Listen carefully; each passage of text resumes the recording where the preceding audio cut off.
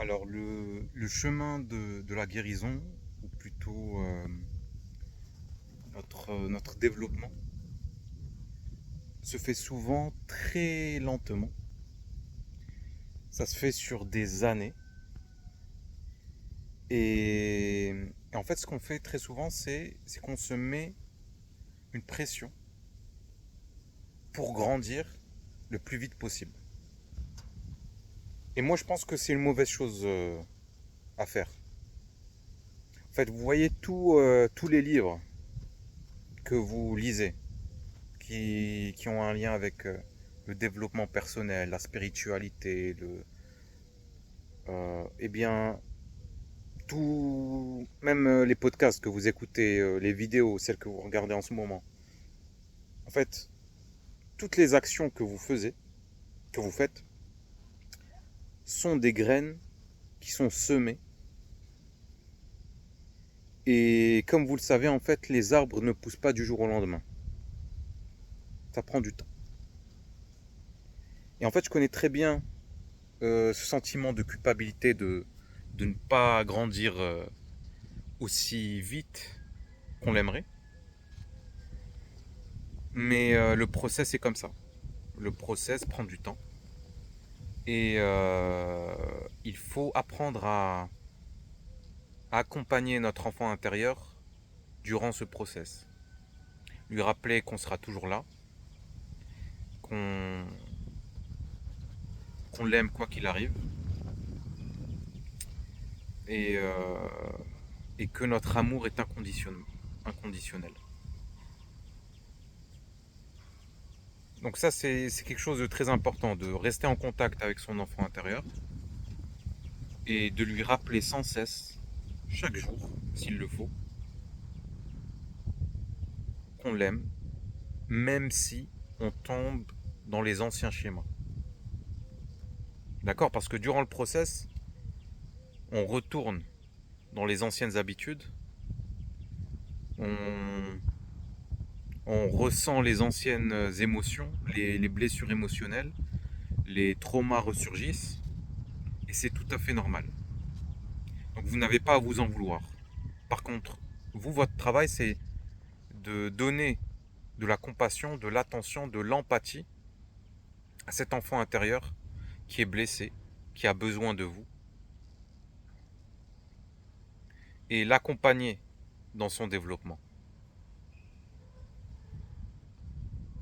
C'est comme apprendre à faire du vélo, hein.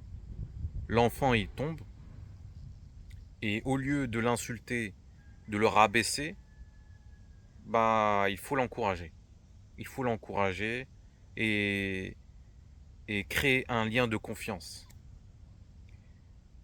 Donc cette confiance-là, en fait, elle provient de la douceur, du dialogue, de l'écoute.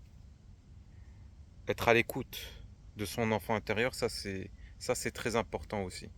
Au lieu de se distraire avec des films, avec de l'alcool, avec toutes sortes de distractions, il faut de temps en temps se connecter au corps et se rendre compte de toutes les émotions qui nous traversent, qu'elles soient agréables ou désagréables.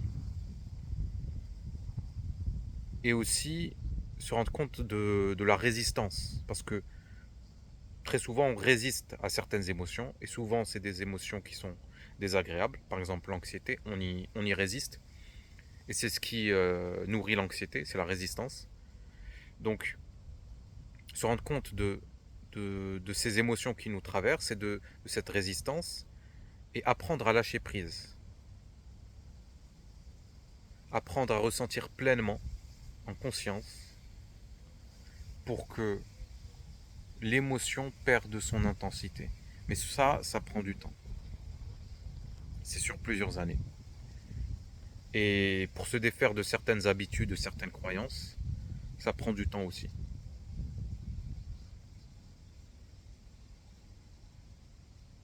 Pour pouvoir observer la réalité telle qu'elle est, d'accord?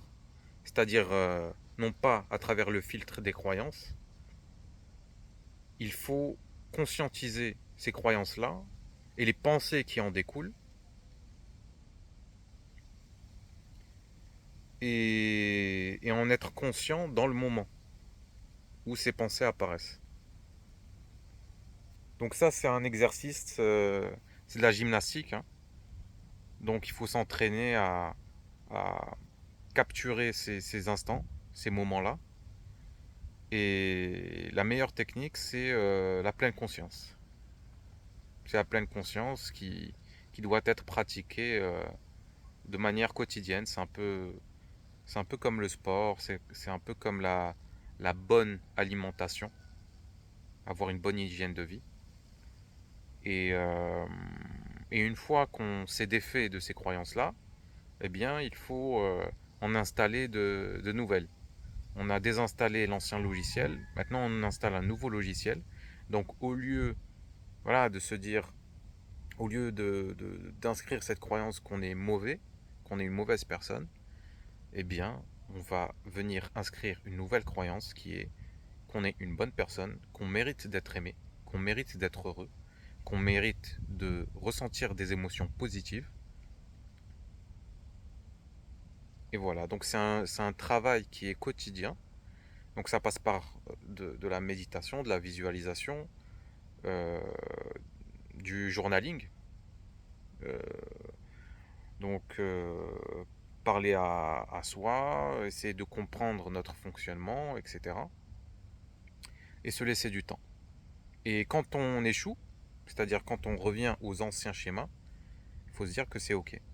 Donc être en paix avec ce persona que la vie nous a imposé, qui n'est pas très agréable à porter, mais il faut avoir de l'empathie pour ce persona qui a adopté des stratégies de survie et lui apprendre qu'il est en sécurité. Mais il faut beaucoup de douceur pour que ce persona, pour que cet enfant intérieur apprenne qu'il est, euh, pour qu'il soit convaincu qu'il est en sécurité. Donc voilà, soyez doux, gentil avec vous-même. Merci de m'avoir écouté et si vous pouvez me laisser un petit like, un petit commentaire, ça m'encouragerait à aller de l'avant, à faire plus de vidéos. Merci.